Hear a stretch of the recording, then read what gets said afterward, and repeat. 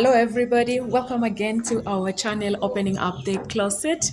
Please like, share, and subscribe to our channel in YouTube. Thank you very much. So, opening up the closet. I have always said that the closet is our mind, the closet is our heart, the closet is our unconscious. What are these things that we have kept very well in those closets, and we do not even want someone to touch them? We do not even want someone to go there and remind us about what we have kept inside there. Not all of them are bad things. And I keep saying opportunities also lie there. Channels to our dreams lie in there. And sometimes we are not touching those closets, but we are missing out on lessons that were learned. We need to go there and just bring out what it is that we have buried very deep within us, and we don't want to touch them. Some of them were things that were done to us, some of them were things that we did, but we can correct them. We have a chance to relook into them so that we get to have this mental peace, mental wellness. I am so happy to be here with you. I am your host, Teresa Patricia Achi. So last time we talked about communication, and remember we mentioned that communication is the backbone to mental wellness. And we also said that before you communicate, remember this is about the recipient. How are they going to think, feel, and then act towards what you have communicated? Some of us, probably somebody did not communicate very well to us at some times back, and we felt very offended, and we took all that and kept in our closets. Probably we are the ones who did not do this very well, and we have made someone keep something in their closets. So we are learning how to communicate, when to communicate, which type of communication to use at what time and at what level. We have to know how to do this. Otherwise, then we end up with something called miscommunication. And that is what I want us to talk about today. So, we said communication is the passing of information from one person to the other, and usually the person to look at here is the recipient. This same recipient can be miscommunicated too. And what is miscommunication? This is when the message is received or perceived in the way that it wasn't supposed to be. And why do we get there? Why would we get there? Why would we miscommunicate? Or why would a recipient assume that what we have said is a miscommunication? We want to look at a few areas or a few spots that we should improve in while communicating, so that we do not end up communicating the wrong thing, or the recipient does not receive or perceive it in a way that we did not intend it to be. So first of all, I want to talk about noise. Noise as one of the ways that contributes to miscommunication. And when I talk about noise, this is both internal and external noise. External noise is when we are in a crowded, loud place. You want to use probably verbal communication, which goes hand in hand with non-verbal a lot of the times. But there is a lot of noise surrounding where we are. So the person that you are communicating with does not get exactly what you were saying. They can perceive what you're saying to mean something different. But then we also have internal noise. Let's pick a situation where probably somebody has lost a dear one just almost immediately, and they're probably broken down, and they're trying to maybe let out, cry, and at the same time you are there struggling to offer very good advice, very good words, very encouraging words. I think at that point this person could not be getting you, because really they are focused on what has just happened, and they are struggling to even accept what is just happening, and there you are trying to communicate good words. Why don't you give this person a minute, 2 minutes, or an hour to settle down, and then they would listen to you? Because then if you say, I spoke to you when this happened, they'll tell you, I didn't hear you, because there was that internal noise. They are dealing with so much in their minds at that time. I also want to to talk about cultural differences. I mean, if you want to communicate to someone who is not from probably your culture, or someone who is not from your region, maybe out of the country or in another county, and language is also coming in here, you have to really find out what meanings are there. There's certain words or sentences that mean probably something very different from one culture to the other, from one nation to the other. So you have to, otherwise you are going to communicate, but you are communicating the wrong thing, or the recipient is perceiving this the wrong way, and they might take offense for really, really no reason that you did not intend. Let us also talk about misaligned lingo. We are looking at like jargons here.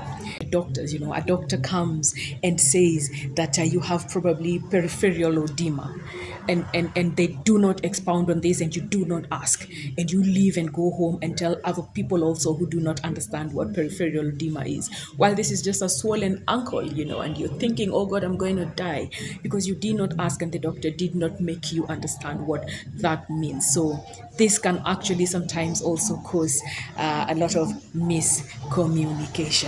The other one I also want to point out is something called negative bias. Listen, this I think is actually the heart of miscommunication. Relationships between, the leaders of children, teachers and all that.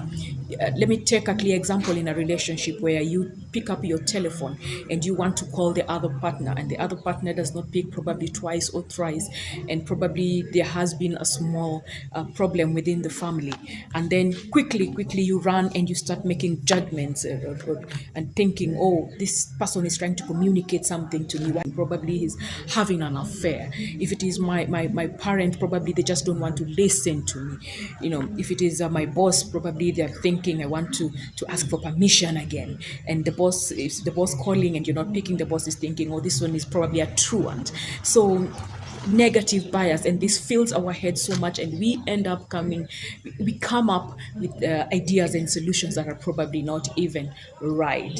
So we have already miscommunicated by someone else not picking that phone. You have already thought that they are doing something else that they were not supposed to be doing at that time. I also want to talk about poor listening skills. These people who, when you start speaking, they're very quick to just want to say something too. They don't take a minute or a moment to just try and understand and listen. There's something called active listening. They do not listen to what you're saying. They just probably very quick to jump into conclusions. Let me also quickly talk about technology, and by technology I mean before you communicate, then you really have to find out if this person you're communicating to will understand. If there is a land issue, for example, and you want to communicate to a very old mama or baba back at the village, and you want to use email as a way of communicating, some of them fine now would be able to, but most of them do not grow up or have all this at their disposal like right now, and then later probably you want to repossess their land and say, I sent you an email. I don't think that's good. That's miscommunication, because this person probably does not know what this even means. Then what type of communication do you choose so that there is no miscommunication? Hierarchy. You are the leader, and there's this subordinate or employee that is very good with something, but since they are, beneath the food chain right there, you have no business listening to this person's ideas. Very good ideas, but we do not give them a chance, and then we end up just getting the wrong idea about these people who are trying to say. So we have to agree that miscommunication has actually led to a lot of mental illness. I mean, how bad can this be? What does miscommunication do? I mean, it causes stress, right? It causes frustration, loss of morale, unproductive meetings, inflexible deadlines for those people who are at work, inefficiency. This has brought conflict to families. This has brought fear into people's lives. I am encouraging us today is, let us go back to those closets. Let us find out, what is it that somebody said to us? What is it that somebody, did not mean to say? What is it that we said and someone did not clearly get or understand from us, so that we can make adjustments? Because then there is just that miscommunication standing between you, probably, and your success. There is that one miscommunication standing between you and reaching your dreams. If we just try and look at this, these steps that we have tried talking about, they are not very conclusive, but we can go ahead and read more, start more on communication and miscommunication, and just find the best way to approach your child, your spouse, your employees, your boss, anybody. The language to use, the mood they are in before you approach them.